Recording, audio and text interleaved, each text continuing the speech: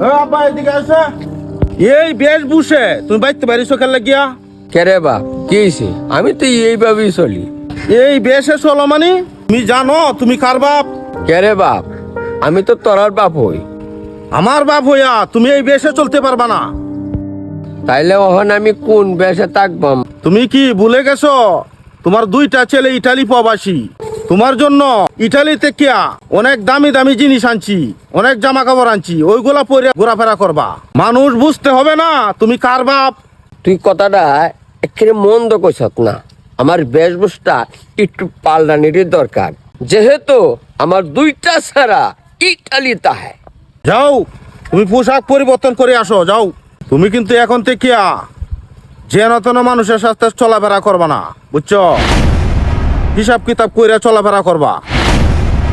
হ্যাঁ, সবসময় তো আমি ফকির বেশি চললাম, যেহেতু আমার দুইটা ছেলে ইটালি থাকে। এখন তো আমি মানুষকে দেখাইতে হবে যে আমি কার বাপ। এখন এই পোশাকটা পরিয়েই আমি যাবো আমার শরীর ভাই। এইবার আমি সবাইরই দেখায় দাম, অবাক করে দাম আমি যে কে। কিরে দোস্ত, কি খবর তোর? বহুদিন পরে তোর দেখতাছি। এই ছোট লোকের বাচ্চারা এর দুস্থ দুস্থ কর। স্যার ক স্যার। কি কস দোস্ত? একসাথে চলছি, কত বন্ধে ঘাটে কাজ কাম করছি, অন তুই কস তোরে সার ডাকতাম। আমি হল ইটালি প্রবাসী, কত টাকা মাসে কামাই তুই জানস? 4-5 লাখ টাকা আমার মাসে আসে। বন্ধু রে, এত সহজে তুই সবকিছু ভুলে গেলে গা। মাত্র 5 বছর বিদেশ করে আয়া বন্ধে ঘাটে কত কাজ করছি, কত খেলাধুলা করছি। আজকে তুই এরকম হেডাম লইতেছস, তোরে সার ডাহন লাগবো। তোরে সার না ডাকলে কি করি? এই ছোট লোকের বাচ্চারা তোরা কিন্তু আমার চোখের সামনে আর কোনো সময় পড়বি না। হ্যাঁ হয়েছে, শুনছি। যা যা, তোর মতো একটা বন্ধুর লগে না চললে কি হইবো? আমরা কামলার মতো তাই সার মার ডাকতাম না। এনার মতো লোকের লগে চালাতে না চালাই বালা। আরে ও তো কামটাই নষ্ট করছি। এটার মতো লোক আমার চিনা আছে না? কেডা যে বিদেশ থেকে কেমনে টিয়া কামায় আনে এটা কি আমরা জানি না? দুইটা পয়সা হয়েছে না, ফাও মারিত পড়ে না, কথায় আছে না? 2 দিনের বইরা গি বাতেরে কই অন্য, সেই দোষ হয়েছে। শুধু কামটা নষ্ট করছে। কাম হচ্ছে কেডা রে দিয়া? নানু। আরে নানুর মতো তো দেয়া যা। ইরে নানু, এর ভিতরে ঢুকলে কেন বা তুই?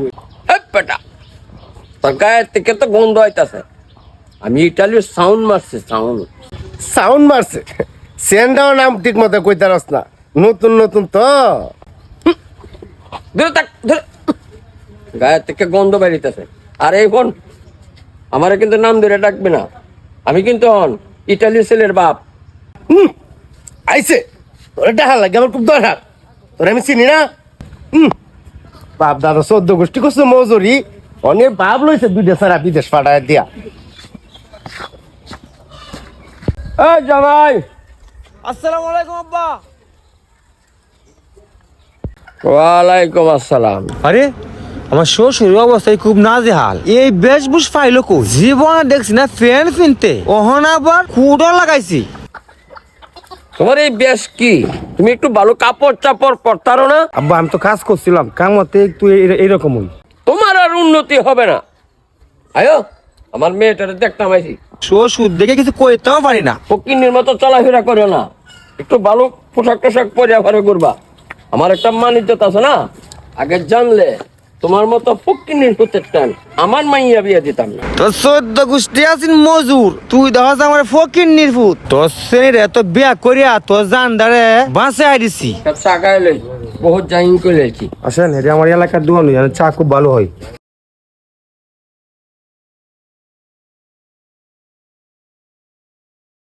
এই চা বানাও।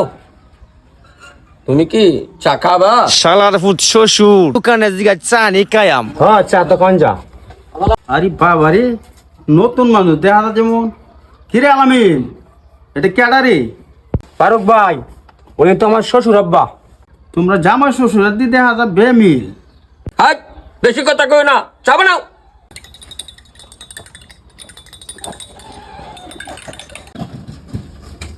এই যে এই চাটি নেন।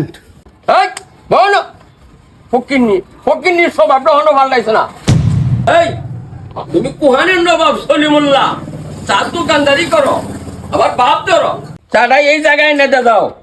আপনার যে বাপ সাপ দেখতাছি মনে হয়তো আপনার অনেক ক্ষমতা। আমার ক্ষমতা নিয়ে প্রশ্ন করো।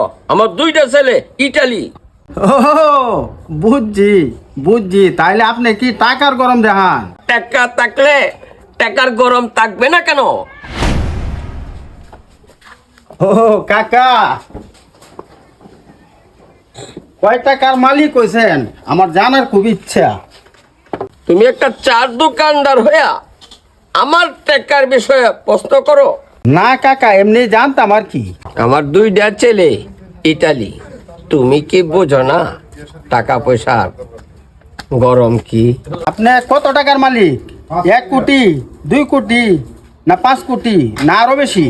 2-5 কোটি টাকা ব্যাংকে না থাকলে আমি কি তোমার সাথে এরকম গরম দেখাইতাছি? ও আচ্ছা, আমি ব্যাংকে 30 কোটি টাকা রাখিও আমি নিজে চার দোকানদারি করি। নিজের আমি এত বড় মনে করি না। কি কও, তুমি 30 কোটি টাকার মালিক?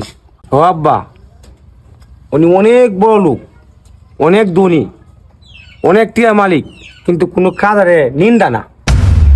জীবনে কোনো সময় অহংকারই করলাম না। টাকা পয়সা আল্লাহ বহুত দিছে, বহুত কামাইছি, অথচ মানুষের সাথে দুর্ব্যবহার করতে পারলাম না। জামাই যাও।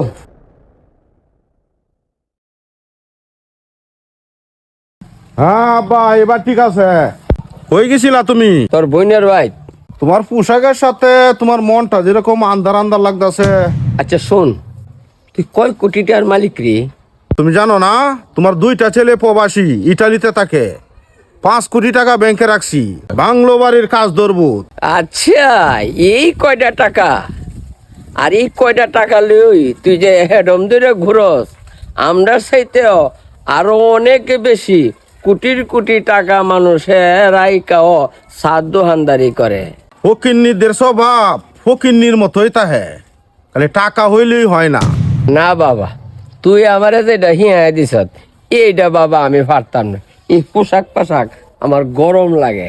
আমার কাছে কি মনে হইতেছে জানোস, যখন আমার একলা চিপ দিয়ে ধরে রাখছে। এত দামি দামি পোশাক আনলাম তোমার লাগিয়া, এখন পোশাক আর বদলাম কো তুমি? না রে বাবা, আমার আগের পোশাক পাশাকই বালা। এই পোশাক আমার ভালো লাগে না। আর তরেও আমি কই, তুই কয়েকটা টেহা লইয়া এই ভাব ধরিয়া মানুষের সাথে অহংকার করিস না। মাটির মানুষ মাটি হইয়া থাকবে, সবার সাথে মিশে থাকবে। কারো কাছে এই অহংকারটা দেখাইস না।